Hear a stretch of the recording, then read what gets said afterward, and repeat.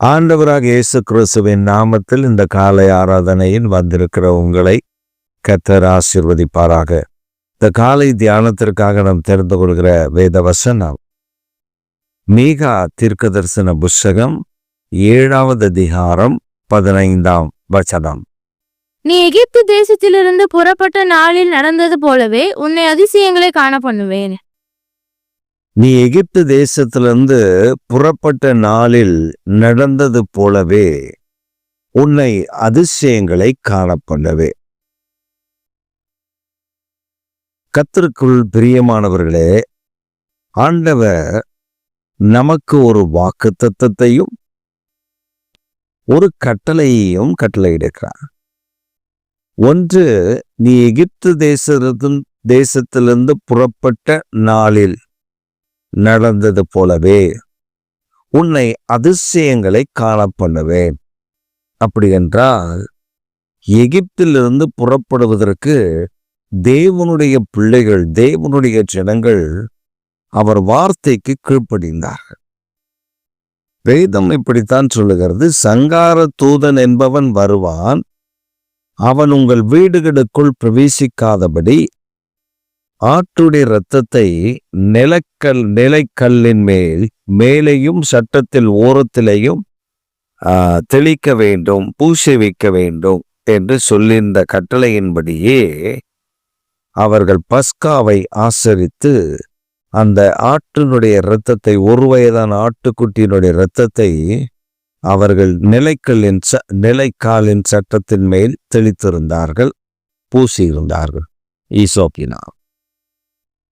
அப்ப ஆண்டவர் அவர்கள் தேவனுடைய வார்த்தைக்கு அவர்கள் கீழ்ப்படிந்ததினாலே ஆண்டவர் சொல்லுகிறார், உன்னை அதிசயங்களை காண பண்ணுவேன். அப்ப அந்த கீழ்ப்படிதல் இருந்தபோது அதிசயங்களை காண பண்ணினார்.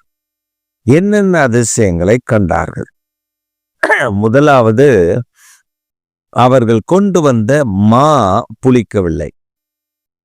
அதாவது நாம் இன்றைக்கு கொஞ்சம் மாவை எடுத்து பக்குவப்படுத்தி ஏதாவது ஒரு செய்வதற்கு நாம் வைத்திருந்தால் அடுத்த நாள் அந்த மா புளித்து விடும்.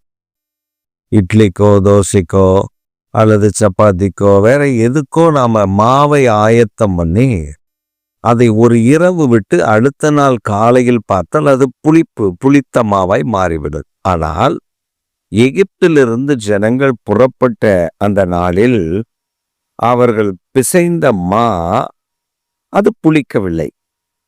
முதல் அதிசயம். இரண்டாவது அதிசயம், எகிப்திலிருந்து இவர்கள் வந்து விட்டார்கள். பார்வோனுடைய வேலைக்காரர்களுக்கு ஒரு ஞானோதயம் வருகிறது. நமக்கு அடிமைகளை அனுப்பிவிட்டோம், நமக்கு யார் வேலை செய்வது, நமக்கு யார் நம்மை காப்பாற்றுவது, நமக்கு பணிவிடை செய்வது யார்? ஐயோ, நாம் அவர்களை அனுப்பிவிட்டோமே, அவர்களை பிடித்து எடுத்து கொண்டு வர வேண்டும், நமக்கு வேலை செய்ய ஆட்கள் அவர்கள்தான் கிடைத்தவர்கள் என்று சொல்லி அவர்களை இழுத்து வருவதற்காக 600 ரதங்கள் மற்றும் ரதங்கள். 600 ரதங்கள் என்றால் தங்கத்தினால் செய்த பிரதானமான ரதங்கள், மற்ற ரதங்கள் எல்லாவற்றையும் கொண்டு வருகிறார்கள். அப்பொழுது கர்த்தர் ஒரு காரியத்தை செய்கிறார். ஒரு அக்கினி தூண், ஒரு மேக ஸ்தம்பம், அக்கினி தூண் ஒன்று இஸ்ரவேல் ஜனங்களுக்கும் எகிப்திற்கும் இடையே இறங்குகிறது. இந்த தூணிலிருந்து புறப்படுகிற அக்கினி இஸ்ரவேல் ஜனங்களுக்கு இரவிலே வெளிச்சத்தையும், அவர்களுக்கு எகிப்தியர்களுக்கு கார் இருளையும் அது தந்து அவர்களை திக்குமுக்காட செய்தது. இது இரண்டாவது அதிசயம். மூன்றாவது, இப்பொழுது இவர்களுக்கு முன்பாக இருப்பது செங்கடல். இப்ப செங்கடலை கர்த்தர் 2ஆக பிளக்கும்படி மோசேயினிடத்திலே சொல்லுகிறார், உன் கரத்தில் இருக்கிற கோலை நீட்டு, அப்பொழுது செங்கடல் 2ஆக பிளந்துவிடும் என்று. அப்ப இஸ்ரவேல் ஜனங்கள் கடந்து போவதற்கு இரவு முழுவதும் கர்த்தர் ஒரு கீழ்காற்றை வரப்பண்ணி செங்கடலை 2ஆக பிளக்க பண்ணி அதற்கு ஊடாக ஜனங்களை நடக்க செய்தார். இப்ப நாம் எல்லாம் என்ன நினைப்போம், செங்கடல் ஏதோ சின்ன ஒரு பாத்வே, மட்டும் ஓபன் ஆச்சு, 6,00,000 புருஷர்கள் அப்படின்னு நம்ம நினைப்போம். ஆனா வேத பண்டிதர்கள் அப்படி சொல்லல. அவங்க என்ன சொல்றாங்க அப்படின்னா, எகிப்திலிருந்து புறப்பட்டு வந்த ஆண் மக்கள், அதாவது 20 வயதிலிருந்து அதற்கு மேற்பட்டவர்கள் தான் 6,00,000 புருஷர்கள். இதுல வாலிபர்கள் இருக்கிறாங்க, இளைஞர்கள் இருக்கிறாங்க, சிறு பிள்ளைகள் இருக்கிறது. இவர்கள் எல்லாரையும் நாம் கணக்கெடுப்போம் என்றால் இது பல லட்சங்கள் வருகிறது. 6,00,000 மாத்திரமல்ல, கூடுதலாக பல லட்சங்கள் வருகிறது. ஒவ்வொரு வாலிபனுக்கும் இருந்த மனைவி, அவனுடைய பிள்ளைகள், இதெல்லாம் கணக்கில் அதில் வரவில்லை. அதே போல அங்கே குடியிருந்தவர்கள், எகிப்தில இந்த இஸ்ரவேலரோடு எபிரேயரோடு குடியிருந்தவர்கள் கர்த்தருடைய கரத்தை கண்டு இந்த தேவன்தான் மெய்யான தேவன் என்று சொல்லி இவர்களோடு புறப்பட்டு வந்திருந்தார்கள்.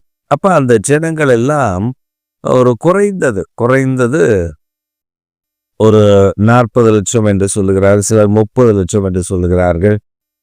நம்ம குறைந்த கணக்காக நம்ம எடுத்துக்கொண்டால் கூட ஒரு 20லிருந்து 25 லட்சம் என்று வைத்து கொண்டால், இந்த 20லிருந்து 25 லட்சம் ஜனங்கள் செங்கடலை கடக்க வேண்டும் என்றால் அந்த பாதை எவ்வளவு பெரிதாக இருக்க வேண்டும். இது குறுகிய பாதை அல்ல, பெரிய பாதையாக இருந்திருக்க வேண்டும். அப்ப வேத பண்டிதர்கள் அதை ஆராய்ச்சி செய்த போது சில கிலோமீட்டர்கள் தூரம் அது பிரிந்திருந்தது என்று சொல்லுகிறார்கள். அதில் அவர்கள் கடந்து போனதற்கான அடையாளங்கள் இருக்கிறது என்று சொல்லுகிறார்கள். இது மாத்திரமல்ல, ஆண்டவர் செய்த அதிசயம் செங்கடலை பிளந்தது. இதுவரை அப்படி எந்த செங்கடலும் பிளக்கப்படவில்லை. அவர் செய்ததுதான் பெரிய அற்புதம். அவர்கள் அதை கடந்து வனாந்தரத்துக்குள் வந்தார்கள். அப்ப தேவனாகிய கர்த்தர் சொல்லுகிறார், நீ எகிப்து தேசத்திலிருந்து புறப்பட்ட நாளில் நான் உனக்கு செய்ததைப் போல உன்னை அதிசயங்களை காண பண்ணுவேன். அப்படி என்றால் ரட்சிக்கப்படுகிறதற்கு முன்பு, நாம் ரட்சிப்பை அனுபவிப்பதற்கு முன்பு நம்முடைய வாழ்க்கையில் கர்த்தர் நம்மை மீட்டெடுக்கும்படி நமக்கு என்னென்ன அற்புதங்களை எல்லாம் செய்து நம்மை ரட்சித்து மீட்டெடுத்து நம்மை பாதுகாத்தாரோ அதைவிட பெரிய பெரிய அதிசயங்களை ஆண்டவர் செய்ய ஆயத்தம் உள்ளவராய் இருக்கிறார் என்பது தான் இந்த மீகா தீர்க்க தரிசன புஸ்தகம் நமக்கு கற்றுக் கொடுக்கிறது. உன்னை அதிசயங்களை காண பண்ணுவேன் அப்படின்னா ஏதோ ஒரு அதிசயம் அல்ல, ஏதோ ஒரு காரியம் அல்ல. நாம் நினைக்கிறதை விட, நாம் எண்ணுகிறதை விட, நாம் சிந்திக்கிறதை விட, நாம் நினைத்து பார்க்க முடியாத அளவிற்கு ஆண்டவர் அதிசயங்களை வைத்திருக்கிறார். இதைத்தான் பவுலடியார் சொல்லும் பொழுது சொல்லுகிறார். கொரிந்த புஸ்தகத்துல அவர்கள் எழுதும்போது, கொரிந்தியருக்கு எழுதும்போது எழுதுகிறார், அவரிடத்தில் அன்பு கூறுகிறவர்களுக்கு கர்த்தர் ஆயத்தம் பண்ணினதை, அவர் ஆயத்தம் பண்ணினதை கண்கள் காணவும் இல்லை, காதுகள் கேட்கவும் இல்லை, இருதயத்தில் நினைவுகள் தோன்றினதும் இல்லை. அப்ப ஆண்டவர் நமக்காக வைத்திருக்கிற அதிசயங்கள் அவ்வளவு பெரியது, அவ்வளவு ஆச்சரியமானது. பிரியமான கர்த்தருடைய ஜனமே, ஆண்டவர் உங்களுக்கும் எனக்கும் ஆண்டவர் வைத்திருக்கிற நன்மைகள், ஆசீர்வாதங்கள் அவ்வளவு பெரியது. பெரிய நன்மைகளை கர்த்தர் வைத்திருக்கிறார். இப்ப பாருங்க, எகிப்திலிருந்து புறப்பட்டு வந்த எபிரேயர்கள் அந்த பாதை வழியாக கடந்து போகிறார்கள். செங்கடல் பிளந்திருக்கிறது. அந்த பாதை வழியாக மக்கள் நடந்து கடந்து அந்த பக்கத்தில் போய்கொண்டிருக்கிறார்கள். ஆனா எகிப்தியருடைய ரதங்கள், எகிப்தியருடைய குதிரைகள், எகிப்தியருடைய சேனைகள் அந்த பாதையில் அவர்களால் போக முடியவில்லை. மணலில் சுழற்றுகிறது. ஆனால் அவர்கள் தரையிலே நடப்பதைப் போலதான் இஸ்ரவேல் ஜனங்கள் நடந்து போகிறார்கள். ஆனால் இவர்களால் ரதத்தை அதில் ஓட்ட முடியவில்லை. வருத்தமாக இருக்கிறது. அப்படி என்றால் கர்த்தர் சத்துருக்களை கவிழ்த்து போடும்படி, சத்துருக்களுடைய திட்டங்களை முறியடித்து போடும்படி நம்முடைய கண்களுக்கு முன்பாகவே சத்துருக்களை நிர்மூலமாக்கும்படி. அது அதிசயம்.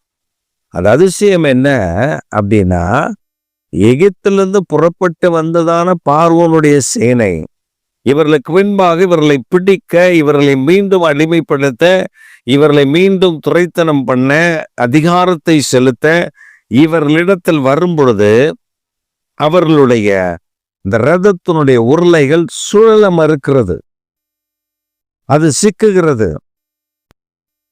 2010ஆம் ஆண்டு ஆராய்ச்சியாளர்கள், செங்கடல் ஆராய்ச்சியாளர்கள் ஆராய்ச்சி பண்ணின பொழுது அங்கே தங்கத்தினால் ஆன சக்கரங்கள், தங்கத்தினால் ஆனதான அந்த ரதங்களுடைய பாகங்கள், குதிரையினுடைய கால் குழம்புகள், மனுஷ எலும்புகள், இவைகளெல்லாம் மணலுக்குள் புதைந்து கிடந்ததை அவர் அந்த உப்பு தண்ணியினால அதெல்லாம் கெட்டு போகவில்லை. தங்க தேர் போன்ற அந்த ரதங்கள் எல்லாம் மூழ்கி கிடக்கிறதை கண்டுபிடித்து அதை ஆராய்ச்சியாளர்கள் படம் பிடித்து அதை இன்டர்நெட்ல அனுப்பினார்கள். அப்ப ஆராய்ச்சியாளர்கள் அதை கண்டுபிடித்த பொழுது அவர்கள் சொன்ன ஒரு காரியம், அவருடைய அச்சுக்கள் எல்லாம் முறிக்கப்பட்டிருந்தது. இப்ப பாருங்க, ஒரு துரோகம் பண்ணுகிற அல்லது நம்மை அடிமைத்தனத்திலிருந்து விடுவித்து கர்த்தர் நம்மை விடுதலையாக்கி கொண்டு வரும்போது மீண்டும் நம்மை அடிமைப்படுத்த வேண்டும் என்று விரும்பி வருகிற சத்துரு, அப்படி என்றால் நம் பாவத்திலிருந்து ஒரு விடுதலையை தந்திருப்பார், பரிசுத்தத்தை தந்திருப்பார். பாவ வாழ்க்கையிலிருந்து நமக்கு ஒரு விடுதலையை கர்த்தர் நமக்கு கட்டளையிட்டிருப்பார். பிசாசு மறுபடியும் நம்மை அதே பாவத்தில் தள்ளும்படி, அந்த பாவத்தில் இருந்து நாம் விடுவிக்கப்பட்டதை அவன் விரும்பாமல் நம்மை பின்தொடர்ந்து வந்து பாவத்தில் நம்மை சிக்க வைக்கும்படி அவன் விரும்புகிறதை இந்த வேத பகுதியோடு நாம் ஒப்பிட்டு பார்க்கும் பொழுது, கர்த்தர் விடுவித்த நம்மை அவன் மீண்டும் பாவத்துக்கு உட்படுத்த நினைக்கும் பொழுது கர்த்தர் தம்முடைய யுத்தத்தை செய்ய ஆரம்பித்து அதிசயங்களை விளங்க பண்ணுகிறார். அப்படி என்றால் இந்த எகிப்தினுடைய ரதங்களை எல்லாம் உடைத்து நொறுக்கி அவர்களை அங்கேயே அமிழ பண்ணினார். நீங்க வேதத்தை ரொம்ப அழகா வாசித்து பார்த்தீங்கன்னா, எகிப்திலிருந்து வெளியே வந்ததான இந்த ஜனங்கள் செங்கடலை விட்டு கரைக்கு ஏறும்போது, கரையை அடைந்த போது, அக்கறைக்கு வந்தபோது அங்கே ஒரு காரியத்தை பார்க்கிறார்கள். எகிப்தியர்கள் மரித்து பிணங்களாய் கிடக்கிறதை, எகிப்தியர்கள் மரித்து பிணங்களாய் கிடக்கிறார்கள் கரையில. எப்படி அந்த கரைக்கு வந்தார்கள்? இவர்களை பின்பற்றி வந்தவர்களை கர்த்தர் இவர்களுக்கு பின்பாக இருந்த செங்கடல் அவர்களை மூழ்கடித்து போட்டது என்று வேதம் நமக்கு கற்றுக் கொடுக்கிறது. அதே போலதான் இயேசு கிறிஸ்துவின் இரத்தத்தினால மீட்கப்பட்டு கழுவப்பட்டு பரிசுத்தமாக்கப்பட்டு அவர் சிலுவையில வடித்த இரத்தத்தினாலே தியாக பலியினாலே நம்மை மீட்டெடுத்திருக்கிறார். அந்த மீட்பை மீண்டும் நம்மை பாவத்தில் தள்ளும்படி அவன் விரும்பி நம்மிடத்தில் வரும்போது ஆண்டவர் வர விட்டுருவாரு, கிட்ட வர விட்டுருவார். நம்ம தொட விட மாட்டாரு, கிட்ட வரும் வரை விட்டுருவார். வரும்போது கர்த்தர் என்ன செய்வாரு? அவனை முற்றிலுமாய் நிர்மூலமாக்கி போடுவார். அந்த அதிகாரத்தை தான் உங்களுக்கும் எனக்கும் கர்த்தர் தந்திருக்கிறார்.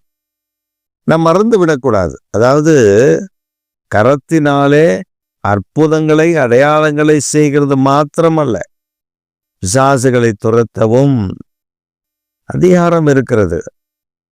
அந்த துரைத்தனங்களையும் அதிகாரங்களையும் உரிந்து கொண்டு அந்த அதிகாரத்தை சிலுவையில நமக்கு ஆண்டவர் மீட்டு நம்முடைய கரத்துல கொடுத்திருக்கிறார்.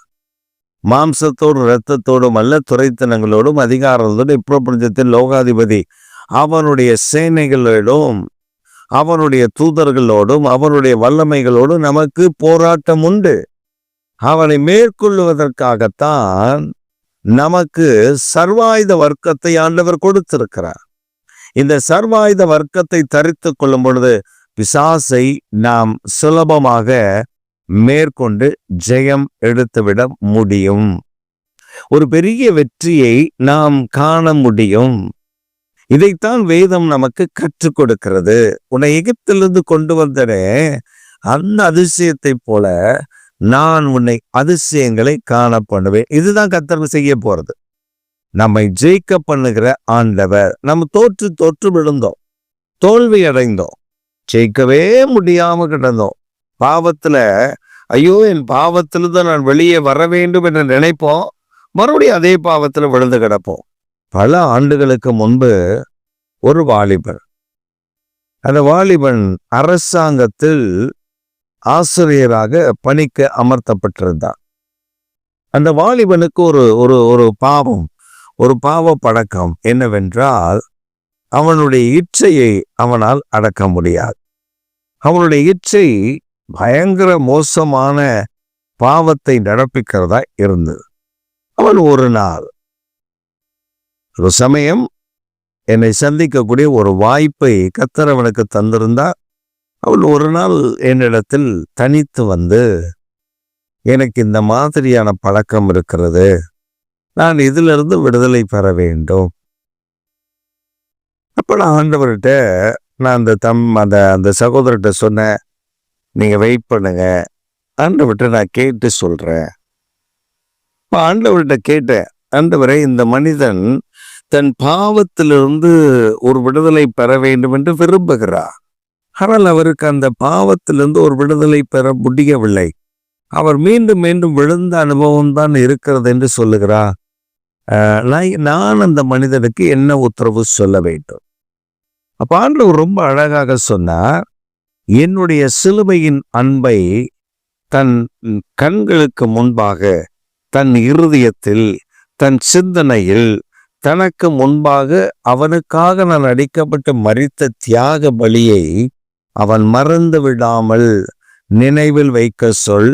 இந்த பாவம் அவனை தொடாது, இந்த பாவம் அவனை மேற்கொள்ளாது. இவன் அந்த பாவத்தின் வல்லமைகளை மேற்கொள்ளுவான். அப்ப ஆண்டவர் இந்த காரியங்களை சொன்ன பொழுது நான் சில மணி நேரங்கள் கழித்து ஆண்டவர் சொன்ன வார்த்தைகளை அவனுக்கு சொல்லும்படி ஆண்டவர் கிருபை தந்தார். பிரியமானவர்களே, இது எவ்வளவு பெரிய உண்மை என்றால், நாம் பாவம் செய்வதற்கு நாம் முற்படும் போது, இச்சையானது நம்முடைய கண்களை மறைக்கும் போது, நாம் பார்க்க வேண்டிய ஒரே ஒரு காட்சி சிலுவையின் காட்சி. இயேசு கிறிஸ்து எனக்காக தியாக பலியாய் அந்த சிலுவையில் தொங்கினாரே, எனக்காக அவர் பாடுபட்டாரே, முதுகெல்லாம் அடிக்கப்பட்டதே, நொறுக்கப்பட்டதே, அவருடைய முகம் துப்பப்பட்டதே, அவருடைய தலையில் முள்முடி சூட்டப்பட்டதே, இரத்தம் சிந்தினாரே, இரத்தம் தோய்ந்த சரீரத்தில் அல்லவா அவர் சிலுவையில் தொங்கினா, இரத்தம் வடியல்லவா அவர் தொங்கினா. இந்த காட்சியை நான் என் கண்களுக்கு முன்பாக கொண்டு வந்தால், இந்த இச்சை என்னை விட்டு மறைந்து போகும், அழிந்து போகும், நிர்மூலமாகி போகும். அப்ப சத்துருக்கள் நம்ம இடத்துல வந்து நம்மை மேற்கொள்வதற்கு வழி இல்லாமல் போகும். நாம் என்ன நினைக்கிறோம்? நாம் சில புத்தகங்களை கையில வைத்து கொண்டு வேதத்தை வைப்பதில்லை, எவரோ எழுதின, எவரோ ஜெப கையேடுகளை வைத்திருக்கிறது, அதை வைத்து நான் இதை சொன்னால் எனக்கு ஒரு விடுதலை கிடைத்து விடும் என்று நாம் நினைக்கிறோம். அவைகள் எல்லாம் நமக்கு உதவி செய்வதற்காகத்தான் அவர்கள் கொடுக்கிறார்கள். ஆனால் அவைகள் எல்லாம் நமக்கு உதவி செய்து விடாது. வேற என்னதான் உதவி செய்யும்? சிலுவையில் அறையப்பட்ட இயேசு கிறிஸ்துவை வேதம் நமக்கு, அவரை பிரத்யட்சமாக நமக்கு எடுத்து காண்பிக்கிறது. அந்த சிலுவையின் அன்பை நம்முடைய கண்களுக்கு முன்பாக வைக்கும் பொழுது, எகிப்தியரை எப்படி தண்ணீரில் போட்டு மூழ்கி ஒன்றுமில்லாமல் ஆக்கினாரோ, அதே போல கர்த்தர் நமக்கு விரோதமாய் எழும்புகிற சத்துருக்கள், நம்மை பாவத்தில் அடிமைப்படுத்த நினைக்கிற அவனுடைய திட்டத்தை ஆண்டவர் ஒன்றுமில்லாமல் மாற்றி போடுவார். எப்பொழுது? இயேசு கிறிஸ்துவை நோக்கி பார்க்கும் பொழுது. அவருடைய சிலுவையின் காட்சி நான் என் கண்களுக்கு முன்பாக நிலைத்திருக்கும் பொழுது, நான் அவருடைய காட்சியை என் கண்களுக்கு முன்பாக வைத்திருந்து அதை நான் நோக்கும் பொழுது எனக்கு விரோதமாக எழும்புகிற சத்துருடைய சகல திட்டங்களை இயேசுவின் நாமத்தினாலே நான் ஜெயிப்பதற்கு ஆண்டவர் எனக்கு அனுக்கிரகம் பண்ணுகிறார், கிருபை அளிக்கிறார், தயவை விளங்க பண்ணுகிறார். இதுதான் ரகசியம். பாவத்திலிருந்து நான் மேற்கொள்ளுவதற்கு, பாவத்தை வெற்றி அடைவதற்கு, பாவத்திலிருந்து ஒரு ஜெயத்தை ஜெயிப்பதற்கு இயேசுவின் அன்பு நமக்கு வேண்டும். இந்த சிலுவையின் காட்சி நமக்கு வேண்டும். நாம் இந்த சிலுவையின் அன்புக்குள் வந்துவிட்டால் தீமைகளிலிருந்து நாம் விலகிவிட முடியும். தீமையிலிருந்து நம்மை காத்து கொள்ள முடியும். எனக்காக தானே இயேசு இத்தனை பாடுகளை அனுபவித்தார், எனக்காக தானே இத்தனை வேதனையை சுமந்தார், என்னை ரட்சிக்கும்படி, என்னை மீட்டெடுக்கும்படி, என்னை பாவத்தில் நான் மீண்டும் போய் சிக்கி விடாதபடி பரிசுத்தமுள்ள வாழ்க்கை வாழும்படி இயேசு எனக்காக சிலுவையில மரித்தாரே, இரத்தம் சிந்தினாரே, 3ஆம் நாள் உயிரோடு கூட எழும்பினாரே.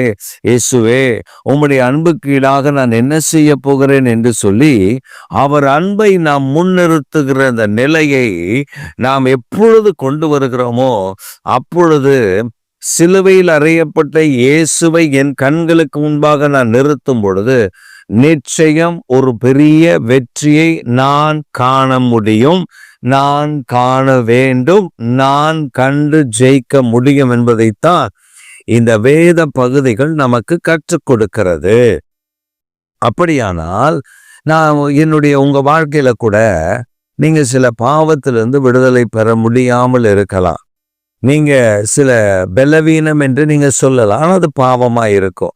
அதுல இருந்து ஒரு விடுதலை இல்லாம இருக்கலாம். ஆனா இயேசுவின் நாமத்துல ஆண்டவரை நாம் முன்னிறுத்தும் போது எதெல்லாம் நம்மால ஜெயிக்க முடியலையோ அதெல்லாம் சிலுவையில் அறையப்பட்ட இயேசு ஜெயித்து விட்டார். அப்ப நாம் அவருடைய உதவியை நாடும் பொழுது நம்மையும் ஜெயிக்க பண்ணுகிறார்.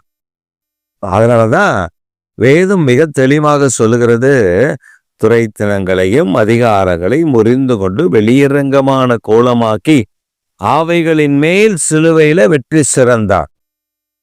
இப்ப இயேசு வெற்றி சிறந்தார்ல, இப்ப நான் அவருடைய பிள்ளைல, அப்ப நான் அவரை பின்பற்றி வரும் பொழுது நானும் அந்த சிலுவையில் அறையப்பட்ட இயேசுவின் நாமத்தினாலே வெற்றி சிறக்க முடியும்.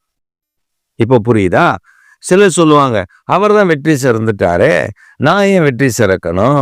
இல்ல, அவர் வெற்றி சிறந்தார். அந்த வெற்றியை நானும் சிறக்க வேண்டுமே ஆனால் இயேசுவின் நாமத்தை பயன்படுத்த வேண்டும். இயேசுவின் நாமத்தை நான் பயன்படுத்த வேண்டும். அப்படி பயன்படுத்தினாதான் அந்த நாமத்தில் எனக்கு அதிகாரமும் வல்லமையும் உண்டு. இப்ப அதான் இயேசு சொல்றாரு, வானத்திலும் பூமியிலும் எனக்கு சகல அதிகாரம் கொடுக்கப்பட்டிருக்கிறது. அப்ப வானத்திலும் பூமியில சகல அதிகாரம்னா அந்த அதிகாரத்துக்கு உட்பட்டவர்களுக்கு தானே அந்த அதிகாரம் கிடைக்கும். அப்ப நாமும் அவரோடு நின்றா அந்த அதிகாரம் நமக்கும் உண்டு. இதைத்தான் ஆண்டவர் சொன்னா, என்னிடத்தில் வருகிற ஒருவனை நான் புறம்பே தள்ளுவதில்லை. அப்ப ஆண்டவர் நம்மை தள்ளாமல் பாதுகாக்க வேண்டும், பராமரிக்க வேண்டும், நம்மை பிடித்து கொள்ள வேண்டும், நம்மை ஆசீர்வதிக்க வேண்டும் என்றால் அவரை முன்னிறுத்தணும். அந்த சிலுவையின் அன்புக்குள்ள வந்துடணும். இயேசுவின் இரத்தத்தை நாம் பயன்படுத்தி ஜெயிக்கணும். இப்ப நம்ம ஒவ்வொரு நாளும் சில ஒரு அம்மா சொல்லிச்சு, நான் தான் ரட்சிக்கப்பட்டுட்டேன், நான் தான் இயேசுவன் அன்புக்குள்ள வந்துட்டேன், இனி எப்படி நான் ரட்சிக்கப்படணும், இனி ஒவ்வொரு நாள் ரட்சிக்கப்படணுன்றீங்க. ஆமா, ஒவ்வொரு நாளும் நம்மை பரிசுத்தமாய் காத்து கொள்ளணும். உலகம் மாசுபட்டு கிடக்கிறது. அப்ப நம்ம எல்லா விஷயத்திலையும் மாசுபடக்கூடிய வாய்ப்பு இருக்கிறது. அதுல இருந்து நம்மை பாதுகாக்கணும்னா இயேசுவின் ரத்தம் நமக்கு வேண்டும், இயேசுவின் நாமம் நமக்கு வேண்டும். இந்த நாமத்திற்குள்ள இரத்தத்துக்குள்ள அடைக்கலமாகிட்டோம்னா இந்த தீமைகள் நம்மை தொடாது. நாம் அவரை முன்னிறுத்தி பழகிட்டோம்னா இந்த பொல்லாத கிரியைகள் நம்மை மேற்கொள்ள முடியாது. பிரியமானவர்களே, இன்றைக்கு ஆண்டவர் உங்களோடு பேசி இருக்கிறார் என்று நான் விசுவாசிக்கிறேன். நிச்சயமாய் உங்கள் பாவ வாழ்க்கையிலிருந்து ஒரு விடுதலையை இன்றைக்கு ஆண்டவர் கட்டளையிட போதுமானவர். ஜெபிப்போமா? எங்கள் சர்வ வல்லமுள்ள தேவனே, எங்கள் நித்திய பிதாவே, இந்த ஆராதனையில் இந்த வசனங்களை கேட்ட ஒவ்வொரு பிள்ளைகளையும் தங்கள் பாவத்திலிருந்து சாபத்திலிருந்து அவர்களை விடுவித்து, அக்கிரமத்திலிருந்து விடுவித்து, இயேசு கிறிஸ்துவின் சிலுவையின் அன்பை முன்னிறுத்தி அவர்கள் உம்மை பிடித்து கொள்ள கிருபைதார். தயவினாலும் இரக்கத்தினாலும் கிருபையினாலும் நிரப்பி உங்க நாமத்தை உயர்த்துங்க, பேரை பெருமைப்படுத்துங்க, பெரிய காரியங்களை செய்யுங்க. இயேசு கிறிஸ்துவின் நாமத்தில் ஜெபிக்கிறோம் எங்கள் ஜீவனுள்ள நல்ல பிதாவே, ஆமென். என் ஆத்துமாவே கர்த்தரை ஸ்தோத்திரி, என் முழு உள்ளமே அவருடைய பரிசுத்தமுள்ள நாமத்தை ஸ்தோத்திரி. என் ஆத்துமாவே கர்த்தரை ஸ்தோத்திரி, கர்த்தர் செய்த சகல உபகாரங்களையும் மறவாதே. ஆமென், ஆமென்.